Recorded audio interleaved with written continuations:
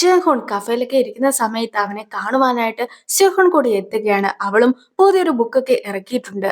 അവനെ ബുക്കൊക്കെ കാണിച്ചു കൊടുത്ത് കഴിയുമ്പോഴത്തേക്കും ഈ ഒരു ബുക്ക് ബെസ്റ്റ് സെല്ലർ ആകട്ടെ എന്നും അവൻ അതിനു വേണ്ടി സപ്പോർട്ട് ചെയ്യാമെന്നും എല്ലാം തന്നെ അവളുടെ അടുത്തും പറയുന്നു. പിന്നീട് അവർ രണ്ടുപേരും കൂടി ചേർന്നിട്ട് ഒരിടം വരെയൊക്കെ പോവുകയാണ്. പ്രേതങ്ങളുടെ ഡമ്മിയൊക്കെ വെച്ചിട്ട് ആൾക്കാരൊക്കെ പേടിപ്പിക്കുന്ന രീതിക്കുള്ള ഒരു സ്ഥലമൊക്കെ ആയിരുന്നു അത്. അവരും ഒരു എന്റർടൈൻമെന്റിന് വേണ്ടി ആ ഒരു സ്ഥലത്തേക്കൊക്കെ പോയിരിക്കുകയാണ്. അങ്ങനെ ഇരിക്കെ അവിടെ കണ്ടിട്ടുണ്ടായിരുന്ന ചിലതൊക്കെ കണ്ടിട്ട് അവൾ ആകെ പേടിച്ചിട്ട് അവനെ ഹഗ് പോലും ചെയ്യുകയാണ്. എന്തായാലും അവിടെ നിന്നും ഇറങ്ങിയിട്ട് അവർ രണ്ടുപേരും കൂടി ഒന്നിച്ച് നടന്നൊക്കെ വരുമ്പോഴത്തേക്കുമായിരുന്നു ബ്യോളിനെയും ഷോജോണെയും കൂട്ടിക്കൊണ്ടൊക്കെ മുത്തശ്ശി ആ വഴിക്കൊക്കെ വരുന്നത്. നിങ്ങൾ രണ്ടുപേരും ഒന്നിച്ചായിരുന്നു ഉണ്ടായിരുന്നെന്നൊക്കെ മുത്തശ്ശി ചോദിക്കുന്നുണ്ടെങ്കിൽ പോലും ഞങ്ങൾ ഇവിടെ വെച്ച് മാത്രമാണ് മീറ്റ് ചെയ്തതെന്നൊക്കെ സ്യുഹണും ഒരു കള്ളമൊക്കെ മുത്തശ്ശിയുടെ അടുത്തായിട്ട് പറയുന്നു. മുത്തശ്ശിയും അവന് ഫുഡൊക്കെ കൊടുക്കുവാനായിട്ട് തയ്യാറായിരുന്നെങ്കിൽ പോലും പിന്നീട് ഒരു ദിവസമൊക്കെ വരാമെന്ന് പറഞ്ഞ് ജോഹൂണും പോവുകയാണ്. അങ്ങനെ ഇരിക്കെ നിങ്ങൾ തമ്മിൽ ഇഷ്ടത്തിലാണോ? ആണെങ്കിൽ എന്റെ എല്ലാ രീതിക്കുള്ള സപ്പോർട്ടും ഉണ്ടായിരിക്കും എന്നൊക്കെ മുത്തശ്ശിയും സ്യുഹന്റെ അടുത്ത് പറയുന്നുണ്ടെങ്കിൽ പോലും അവളും അതൊന്നും തന്നെ അംഗീകരിക്കാതെ ബ്യോളിനെയും കൂട്ടിക്കൊണ്ടൊക്കെ പോകുന്നു. എങ്കിൽ പോലും മുത്തശ്ശിക്കും സ്യോജൂണും ഇവർ തമ്മിൽ ഇഷ്ടത്തിലാണെന്നുള്ള കാര്യം എല്ലാം തന്നെ അറിയാമായിരുന്നിട്ട് പോലും അവരും അറിയത്തില്ലാത്ത രീതിക്കൊക്കെ അഭിനയിക്കാമെന്നൊക്കെ തീരുമാനിക്കുകയാണ്. ടീച്ചർ പറഞ്ഞിട്ട് കിൻഡർ ഗാർഡൻ ഒക്കെ ക്ലീൻ ചെയ്യുകയായിരുന്നു ജംഗ്ഹൂണും. അങ്ങനെ ഇരിക്കാണ് അച്ഛന്റെ ഒരു കോളൊക്കെ അവനും വരുന്നത്. ഞാൻ നിന്റെ ക്രെഡിറ്റ് കാർഡ് ഒക്കെ അൺബ്ലോക്ക് ആക്കിയിട്ടുണ്ട്. ഇനിയും വീടിന് വെളിയിലൊന്നും പോയി കിടക്കണ്ട. നീ തിരിച്ച് വീട്ടിലേക്ക് വാ. നമുക്ക് ഒന്നിച്ച് ഫുഡൊക്കെ കഴിക്കാമെന്നായിരുന്നു അച്ഛനും അവന്റെ അടുത്തൊക്കെ പറഞ്ഞിട്ടുണ്ടായിരുന്നതും. ടീച്ചറും അച്ഛനെ ചെന്ന് കണ്ട് പഴയ ഫോട്ടോ ഒക്കെ ഏൽപ്പിച്ചിട്ടുണ്ടായിരുന്നത് കൊണ്ട് തന്നെ വോവും ഇപ്പോൾ മനസ്സൊക്കെ മാറ്റിയിരിക്കുകയാണ്. ജഹൂണും വോവും ഒന്നിച്ചിരുന്ന് ഫുഡൊക്കെ കഴിക്കുമ്പോഴത്തേക്കും എന്താണ് ശരിക്കും അച്ഛന്റെ ഉദ്ദേശമെന്നൊക്കെ അവനും വോവിന്റെ അടുത്തായിട്ടൊക്കെ ചോദിക്കുന്നു. നീ ഓക്കെ ആണോ? പണ്ട് നിന്റെ ചേട്ടന്റെ അടുത്ത് അവൻ ഓക്കെ ആണോ എന്ന് എനിക്ക് ചോദിക്കുവാനായിട്ട് സാധിച്ചിട്ടുണ്ടായിരുന്നില്ല. അവന് എല്ലാം ഹാൻഡിൽ ചെയ്യുവാനായിട്ട് കഴിയുമെന്നൊക്കെയായിരുന്നു ഞാനും കരുതിയിട്ടുണ്ടായിരുന്നത്. അവന്റെ അടുത്ത് ചെയ്ത അതേ തെറ്റ് ഞാൻ ഒരിക്കലും നിന്റെ അടുത്ത് ആവർത്തിക്കുവാനായിട്ട് പോകുന്നില്ല. നീയും നിനക്ക് ഇഷ്ടമുള്ളതുപോലെ തന്നെ ജീവിച്ചോ. എനിക്ക് എന്റെ ഒരു മകനെ നഷ്ടപ്പെട്ടു. മറ്റൊരു മകനെ കൂടി നഷ്ടപ്പെടുത്തുവാനായിട്ട് ഞാൻ ആഗ്രഹിക്കുന്നില്ല എന്നൊക്കെ വോവും അവന്റെ അടുത്തായിട്ടൊക്കെ പറയുകയാണ്. പണ്ട് കൂടെ വർക്ക് ചെയ്തിരുന്ന കിമ്മിനെ കാണുവാനായിട്ടൊക്കെ ഉൺഹോയും ഇപ്പോൾ എത്തിയിരിക്കുകയാണ്.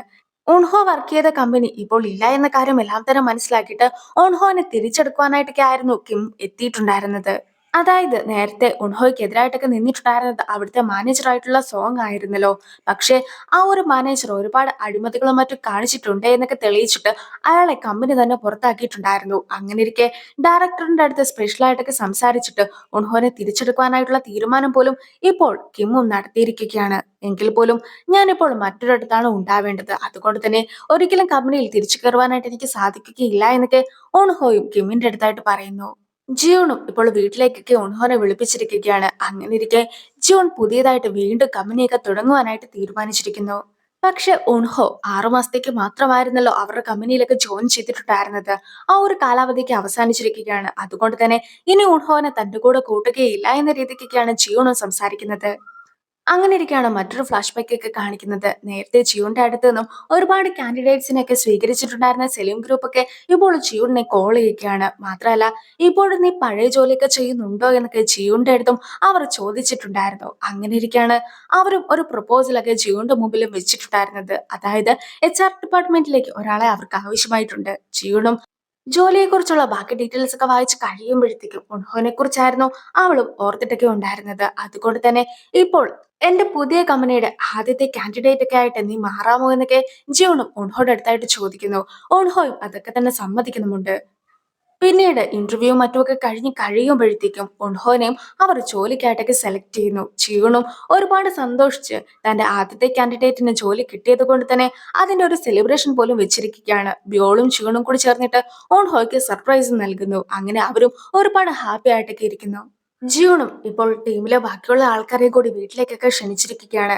അങ്ങനെ ഇരിക്കെ ജിയോണ് പുതിയ കമ്പനി തുടങ്ങിയതിനെ കുറിച്ചും ഉൺഹോയ്ക്ക് പുതിയ ജോലി കിട്ടിയതിനെ കുറിച്ചും അവരും അറിഞ്ഞിട്ടൊക്കെയുണ്ട്. പിന്നെ ജിയോൺ ഒറ്റയ്ക്കാണ് കമ്പനി തുടങ്ങിയതെങ്കിൽ പോലും ഇപ്പോൾ മിയയും അതിന്റെ കൂടെയൊക്കെ കൂടിയിരിക്കുന്നു. നമ്മൾ എല്ലാവരും ഇങ്ങനെ ഒന്നിച്ചിരിക്കുമ്പോഴത്തേക്കും നമ്മൾ നമ്മുടെ പീപ്പിൾസ് കമ്പനിയിലാണ് ഉള്ളതെന്നൊക്കെ എനിക്കും തോന്നിപ്പോവുകയാണെന്നൊക്കെ പറഞ്ഞുകൊണ്ട് കിമ്മും ആകെ വിഷമിച്ചൊക്കെ ഇരിക്കുമ്പോഴത്തേക്കും ജിയോണും അവർക്ക് എല്ലാവർക്കും ജോലിയുമായി ബന്ധപ്പെട്ട ഒരു പ്രപ്പോസലൊക്കെ കൊടുക്കുകയാണ്. അതായത് ജിയോന്റെ കമ്പനിയിലേക്ക് ക്ഷണിക്കുവാനായിട്ടായിരുന്നു ജിയോണും ശ്രമിച്ചിട്ടുണ്ടായിരുന്നത്. എങ്കിൽ പോലും അവർക്ക് ഇപ്പോൾ കൊടുത്തിട്ടുള്ള പ്രോജക്റ്റ് ഒക്കെ വായിച്ചു നോക്കിയിട്ട് ഇഷ്ടമാവുകയാണെങ്കിൽ മാത്രം ജോലിയിലേക്ക് കയറിയാൽ മതി എന്നൊക്കെ ജിയോണും പറയുന്നു. എങ്കിൽ പോലും അവർക്കത് വായിച്ചു നോക്കേണ്ട കാര്യം പോലും ഉണ്ടായിരുന്നില്ല. എല്ലാവർക്കും ജിയോന്റെ കമ്പനിയിലേക്ക് തിരിച്ചു ചേരുവാനായിട്ട് ഒരുപാട് സന്തോഷമായിരുന്നു ഉണ്ടായിരുന്നത്.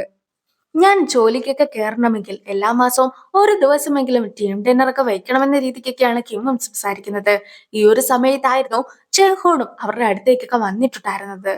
ജെഹോൺ ഇപ്പോൾ വുവിന്റെ കൂടെയൊക്കെയാണല്ലോ വർക്ക് ചെയ്യുന്നത്. അതുകൊണ്ട് തന്നെ വുവിന്റെ കമ്പനിയിൽ ആൾക്കാരൊക്കെ റിക്രൂട്ട് ചെയ്യുന്ന സമയത്ത് ഞങ്ങളുടെ കാര്യം കൂടി ഒന്ന് ഓർത്തേക്കണമെന്ന രീതിക്കൊക്കെ മേയായി സംസാരിക്കുമ്പോഴത്തേക്കും ഉറപ്പായിട്ടും അങ്ങനെ ആൾക്കാരൊക്കെ റിക്രൂട്ട് ചെയ്യുന്ന സമയത്ത് നിങ്ങൾക്കും ഞങ്ങൾ ജോലികളൊക്കെ നൽകിക്കോളാമെന്ന രീതിക്കൊക്കെ ജെഹോണും സംസാരിക്കുന്നു.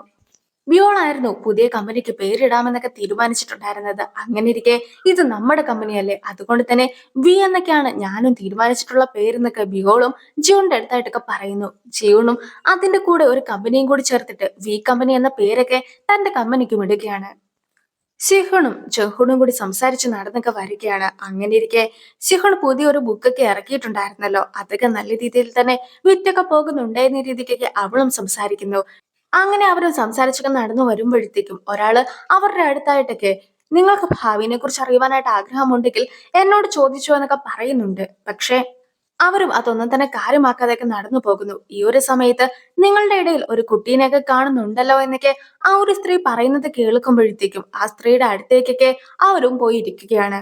നിങ്ങൾക്ക് എന്ത് ചോദ്യമാണ് ഉള്ളതെന്നൊക്കെ ആ സ്ത്രീ ചോദിക്കുമ്പോഴത്തേക്കും ഞാൻ പുതിയൊരു ബുക്കൊക്കെ ഇറക്കിയിട്ടുണ്ട്, അത് ബെസ്റ്റ് സെല്ലർ ആകുമോ എന്നൊക്കെ അവളും അതുപോലെ തന്നെ അവളുടെ ബുക്കൊക്കെ എത്രത്തോളം വിറ്റുപോകുമെന്നൊക്കെ അവനും ചോദിക്കുന്നു. പക്ഷെ അതുപോലത്തെ ചോദ്യങ്ങൾക്കൊന്നും തന്നെ ഞാൻ മറുപടി ഒന്നും പറയിക്കില്ല.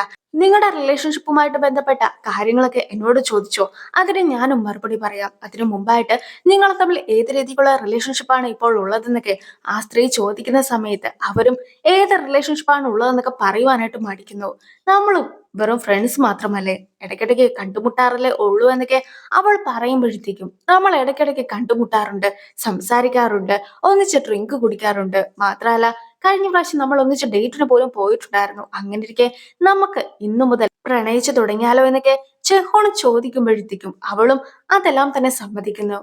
ഭാവി അറിയുവാനായിട്ടായിരുന്നു അവരവിടെ എത്തിയിട്ടുണ്ടായിരുന്നെങ്കിൽ പോലും ഇതുപോലെ പ്രണയമൊക്കെ തുറന്നു പറഞ്ഞ സന്തോഷത്തില് അവരും ഒന്നിച്ചൊക്കെ കയ്യും പിടിച്ച് നടന്നും പോകുന്നു.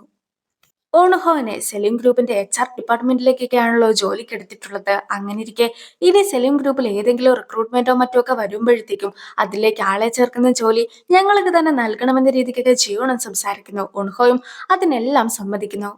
ഇനി ഒരു വർഷങ്ങൾക്ക് ശേഷമുള്ള സീൻസ് ഒക്കെയാണ് കാണിക്കുന്നത്. രാവിലെ തന്നെ ഓൺഹോയും ഫുഡൊക്കെ ഉണ്ടാക്കിയിട്ട് ബ്യോളിനെ വിളിച്ച് ഫുഡും കൊടുക്കുന്നു. നേരത്തെ ഉൺഹോയുടെയും ബിയോളിന്റെയും ഫോട്ടോസ് മാത്രമായിരുന്നു വീട്ടിലേക്ക് ഉണ്ടായിരുന്നെങ്കിൽ ഇപ്പോൾ അതിലെല്ലാത്തിലും ജിയോണിനെ കൂടി അവർ ഉൾപ്പെടുത്തിയിട്ടൊക്കെയുണ്ട്. ബിയോൾ ഇപ്പോൾ സ്കൂളിലൊക്കെയാണ് പഠിക്കുന്നത്. അങ്ങനെ ഇരിക്കെ രാവിലെ തന്നെ ബിയോളിനെയും സ്യോജുവിനെയും സ്കൂളിലൊക്കെ ഉൺഹോ തന്നെ കൊണ്ടുമാക്കുന്നു. ജിയോണും ഉൺഹോയും പതിവ് പോലെയൊക്കെ വർക്കിന് പോകുന്നു. ജിയോൺ പുതിയൊരു കമ്പനിയൊക്കെ സ്റ്റാർട്ട് ചെയ്തിട്ടുണ്ടല്ലോ. അങ്ങനെ ഇരിക്കെ ആ ഒരു കമ്പനിയിലെ വർക്കേഴ്സ് എല്ലാവരും തന്നെ നല്ല രീതിക്ക് തന്നെ വർക്കൊക്കെ ചെയ്യുകയാണ്. അവർക്കും ഒരുപാട് വർക്കൊക്കെ ഇപ്പോൾ വരുന്നുമുണ്ട്. നമ്മൾ കൊടുത്ത കാൻഡിഡേറ്റിനെ വീണ്ടും അവർ റിജക്റ്റ് ഒക്കെ ചെയ്തിരിക്കുകയാണ്. ഒരു കാര്യം ചെയ്യുക, നീ തന്നെ ഒന്നിച്ചെന്ന് അവരോട് സംസാരിച്ചൊക്കെ നോക്കേന്ന് പറഞ്ഞിട്ട് ക്യുങ്ഹയും ഇപ്പോൾ ജിയൂണിനൊക്കെ പറഞ്ഞയക്കുന്നു. ഓൺഹോ വർക്ക് ചെയ്യുന്ന സെലിം ഗ്രൂപ്പിന് വേണ്ടിയിട്ടായിരുന്നു ശരിക്കും അവർ ആൾക്കാരൊക്കെ റിക്രൂട്ട് ചെയ്തിട്ടുണ്ടായിരുന്നത്. അങ്ങനെ ഇരിക്കെ നിങ്ങൾ നൽകിയ കാൻഡിഡേറ്റ്സ് ഒന്നും തന്നെ ഞങ്ങൾക്ക് പറ്റിയ ആൾക്കാരല്ല, അവർക്ക് എല്ലാവർക്കും എക്സ്പീരിയൻസ് ഒക്കെ കുറവാണെന്നുള്ള രീതിക്കൊക്കെ ഉൺഹോ സംസാരിക്കുന്നു. അതേസമയം നിങ്ങൾ പറഞ്ഞ കണ്ടീഷൻസ് ഒക്കെ വെച്ചിട്ട് ആൾക്കാർ കുറവായിരുന്നു, അതുകൊണ്ടാണ് ഞങ്ങളും ഇതുപോലെ എക്സ്പീരിയൻസ് കുറവുള്ള ആൾക്കാരൊക്കെ സെലക്ട് ചെയ്തിട്ടുണ്ടായിരുന്നത്. നിങ്ങൾക്ക് എക്സ്പീരിയൻസ് കൂടുതലുള്ള ആൾക്കാരെയാണ് ആവശ്യമായിട്ടുള്ളതെങ്കിൽ നമുക്ക് മറ്റു ഫീൽഡിൽ നിന്നുമൊക്കെ ആൾക്കാരെ സെലക്ട് ചെയ്യേണ്ടതായിട്ട് വരുമെന്നൊക്കെ ജിയോണും തിരിച്ചു ഉൺഹോയുടെ അടുത്തൊക്കെ പറയുന്നു. അങ്ങനെയാണെങ്കിൽ നീയും വേറെ ഫീൽഡിലെ ആൾക്കാരൊക്കെ നോക്കിക്കോ എന്നൊക്കെ പറഞ്ഞുകൊണ്ട് ഉൺഹോ പോകുന്ന സമയത്ത് അവൾക്കൊരു ഫയലൊക്കെ കൊടുക്കുന്നുണ്ട്. അവളും അതൊരു സാധാരണ ഫയൽ ആയിരിക്കുമെന്ന രീതിക്കൊക്കെ തുറന്നു നോക്കി കഴിയുമ്പോഴത്തേക്കും അതിന്റെ അകത്ത് ഒരു പിയാനോ കോൺസേർട്ടിന്റെ ഒക്കെ ടിക്കറ്റും ഉണ്ടായിരുന്നു. ഇനി സിഹുണെ കാണിക്കുമ്പോഴത്തേക്കും അവൾ പുതിയതായിട്ട് ഇറക്കിയ ബുക്കൊക്കെ ബെസ്റ്റ് സെല്ലറായി മാറിയിട്ടുണ്ട്. അങ്ങനെ ഇരിക്കെ അവളുടെ ഒരു ഇന്റർവ്യൂ ഒക്കെ നടത്തിയിരിക്കുകയാണ്. ആ ഒരു ഇന്റർവ്യൂ ഒക്കെ കാണുവാനായിട്ട് ചേഹൂണും മുത്തശ്ശിയും സ്യോജോണും എത്തിയിട്ടൊക്കെ ഉണ്ടായിരുന്നു. അവളും ഒരുപാട് സന്തോഷത്തോടു കൂടി തന്നെ ആ ഒരു ഇന്റർവ്യൂ അറ്റൻഡ് ചെയ്യുന്നു. ജിയോൺ വർക്കൊക്കെ കഴിഞ്ഞിട്ട് ഡേറ്റിന് വേണ്ടിയിട്ടൊക്കെ പോകുന്ന സമയത്ത് ക്വാഹി എല്ലാവരോടും ഡ്രിങ്ക്സ് ഒക്കെ കുടിക്കാനായിട്ട് വരുന്നുണ്ടോ എന്നൊക്കെ ചോദിക്കുന്നുണ്ട്. പക്ഷെ ആരും തന്നെ ക്വാഹിയുടെ കൂടെ കൂടുവാനായിട്ട് തയ്യാറായിരുന്നില്ല. എല്ലാവരും നേരെ വീട്ടിലേക്കൊക്കെ പോകുവാനായിട്ട് ശ്രമിക്കുന്നു. അങ്ങനെ ഇരിക്കെ യൂറിമിന്റെ അടുത്തൊക്കെ ഡ്രിങ്ക് കുടിക്കാനായിട്ട് വരുന്നുണ്ടോ എന്നൊക്കെ ചോദിക്കുമ്പോഴത്തേക്കും നീയും ക്യുഹയും തമ്മിലുള്ള വഴക്കൊക്കെ ആദ്യം തീർക്ക്, അത് കഴിഞ്ഞിട്ട് നമുക്ക് ഡ്രിങ്ക്സും കുടിക്കാമെന്നൊക്കെ പറഞ്ഞ് യൂറിമും പോവുകയാണ്. ഗ്യൂറിമും ക്യുഹയും ഒന്നിച്ചിരുന്ന് ഫുഡൊക്കെ കഴിക്കുകയാണ്. ഈ ഒരു സമയത്ത് ഇത്തവണ എന്തായാലും ഞാൻ അവന്റെ അടുത്ത് ക്ഷമിക്കുവാനായിട്ടൊന്നും പോകുന്നില്ല. അവനെ ഒരു പാഠമൊക്കെ പഠിപ്പിക്കേണ്ടതായിട്ടുണ്ട് എന്നൊക്കെ പറഞ്ഞിട്ടാണ് ക്യുഹ ഇരിക്കുന്നത്. ഗ്യൂറിമ് ഒരു ഫുഡ് ഐറ്റം ഒക്കെ ഓർഡർ ചെയ്യുന്ന സമയത്ത് അവിടെ ക്വാഹിയും എത്തുന്നു. അവനാകട്ടെ ഇത്രയും വർഷമായിട്ട് നീ ക്യുഹയുടെ കൂടെ വർക്കൊക്കെ ചെയ്യുന്നതല്ലേ, അങ്ങനെ ഇരിക്കെ അവൾക്ക് ഈ ഒരു ഫുഡൊന്നും ഇഷ്ടമില്ല എന്ന് നിനക്ക് അറിയുകയില്ല എന്നൊക്കെ ചോദിച്ചിട്ട് അവളുടെ ഫേവറേറ്റ് ആയിട്ടുള്ള ഫുഡൊക്കെ ഓർഡർ ചെയ്യുകയാണ് അവനും. പക്ഷേ അവൻ സ്പൈസി ആയിട്ടുള്ള ഫുഡ് ഒന്നും തന്നെ കഴിക്കാറില്ലാത്തതാണ്. പക്ഷേ അവൾ കഴിക്കുന്ന അതേ ഫുഡൊക്കെ അവൻ കൂടി ഓർഡർ ചെയ്യുന്നത് കാണുമ്പോഴത്തേക്കും അവൾക്കും അവന്റെ അടുത്ത് സഹതാപമൊക്കെ തോന്നിയിട്ട് വീണ്ടും അവർ തമ്മിലുള്ള പ്രശ്നം എല്ലാം തന്നെ സോൾവ് ചെയ്യുന്നു.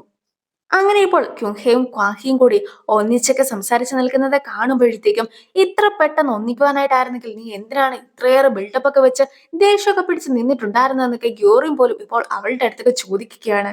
എന്തായാലും ഫുഡൊക്കെ കഴിച്ചുകൊണ്ടിരിക്കുന്നതിനിടയ്ക്ക് വർക്കുമായി ബന്ധപ്പെട്ട ഒരു കാര്യമൊക്കെ വരുമ്പോഴത്തേക്കും ഗ്യൂറിമോ വർക്കിന് വേണ്ടിയിട്ടൊക്കെ പോകുന്നു. വന്ന് ഇപ്പോൾ ജൂണിനെ പോലെയൊക്കെ ഗ്യൂറിമോ മാറിയിരിക്കുകയാണല്ലോ, അവളും എപ്പോഴും വർക്കിന്റെ പിന്നാലെയൊക്കെ പോവുകയാണല്ലോ എന്നൊക്കെ ക്വാഹിയും പറയുന്നുണ്ട്. കിമോ വർക്കൊക്കെ തീർത്തിട്ട് നേരെ വീട്ടിലേക്കായിരുന്നു പോയിട്ടുണ്ടായിരുന്നത്. കിമ്മിന്റെ വൈഫും കുട്ടിയും അവന് വേണ്ടി കാത്തിരിക്കുന്നു. അങ്ങനെ ഇരിക്കെ അവരെല്ലാവരും ഒന്നിച്ച് ഹാപ്പി ആയിട്ടൊക്കെ വീട്ടിലേക്കും മടങ്ങുന്നു. മിയയുടെ ഹസ്ബൻഡ് ലേറ്റ് ആയിട്ട് കുട്ടികൾ ഉണ്ടാവുകയാണെങ്കിലുള്ള പ്രശ്നവും മറ്റുമൊക്കെ അറിയുവാനായിട്ട് അതുമായി ബന്ധപ്പെട്ട ബുക്സ് ഒക്കെ വായിച്ചുകൊണ്ടിരിക്കുകയായിരുന്നു. ഈ ഒരു സമയത്താണ് മിയയും അവന്റെ അടുത്തേക്കൊക്കെ ചെല്ലുന്നത്. അവർ ഇത്രയും കാലമായിട്ടും കുട്ടികളെ കുറിച്ചിട്ട് ആലോചിച്ചിട്ടില്ലായിരുന്നെങ്കിൽ പോലും ഇപ്പോഴെങ്കിലും അതൊക്കെ ആലോചിച്ച് തുടങ്ങണമെന്ന രീതിക്കൊക്കെയാണ് ഹസ്ബൻഡ് സംസാരിക്കുന്നത്. മിയയും ഈ ഒരു സമയത്ത് തന്നെ കുട്ടികളെ കുറിച്ചൊക്കെ ആലോചിക്കുവാനായിട്ട് തുടങ്ങിയിട്ടുണ്ടായിരുന്നു. ജൂണും കോൺസേർട്ടിനൊക്കെ പോകുവാനായിട്ട് ഇപ്പോൾ എത്തിയിരിക്കുകയാണ്. അങ്ങനെ ഇരിക്കെ ജൂണിന് വേണ്ടിയിട്ട് ഉൺഹോയും കാത്തിരിപ്പുണ്ടായിരുന്നു. അവളും അവന്റെ അടുത്തേക്കൊക്കെ ഓടിച്ചെന്ന് അവനെ ഹഗ് ചെയ്യുന്നു.